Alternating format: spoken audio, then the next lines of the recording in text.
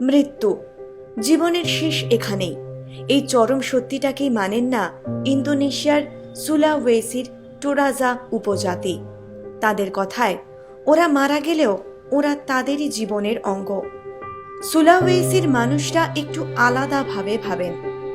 তাদের দাবি, একজন মারা গেলেন মানেই তিনি পরিবার থেকে চিরদিনের মতো চলে গেলেন তা নয়। তারা মনে করেন মৃতেরা যতদিন তার কাছের মানুষদের কাছে থাকবেন ততই ভালো, কারণ এই জগতের মায়া কাটাতে যেমন তাদের সময় লাগে, তেমনি এই পরিস্থিতির সঙ্গে মানিয়ে নিতে সময় লাগে ইহজগতের মানুষেরও। পুড়িয়ে বা কবর দিয়ে দিলেই সেই সময়টা পাওয়া যায় না।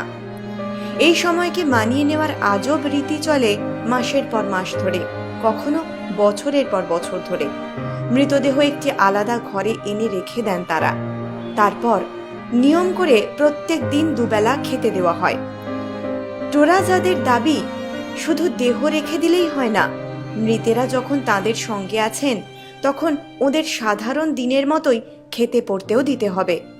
তাদের মতে এই ব্যবস্থা না করলে আত্মারা রুষ্ট হবেন, পরিবারের ক্ষতিও হতে পারে। শেক্সপিয়ার সরণির পার্থদের কথা নিশ্চয়ই মনে আছে।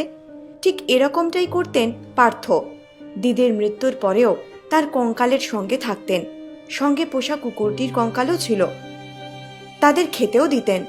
মানসিক বিকারগ্রস্ত পার্থদের ঘটনা জানাজানি হতেই তার বাড়িটিও দর্শনীয় হয়ে ওঠে মানুষের কাছে।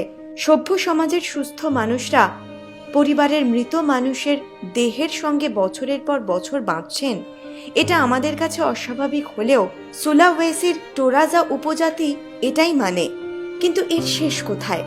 জানা গিয়েছে যতদিন না মৃতের পরিবার তার শ্রাদ্ধ শান্তির জন্য বিশাল জমকালো অনুষ্ঠান করার যথেষ্ট অর্থ জোগাড় করতে পারছেন, ততদিন চলবে মৃতের সঙ্গে প্রতিদিনের এই অদ্ভুত জীবনযাপন।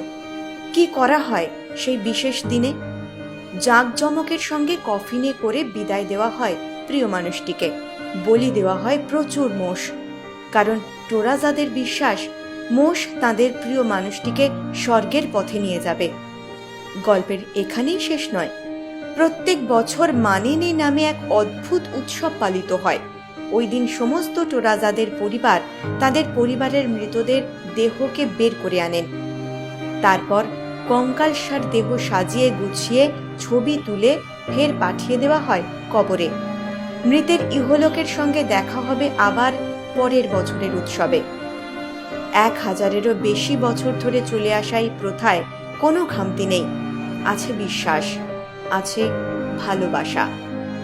Bureau report, Kolkata 24/7।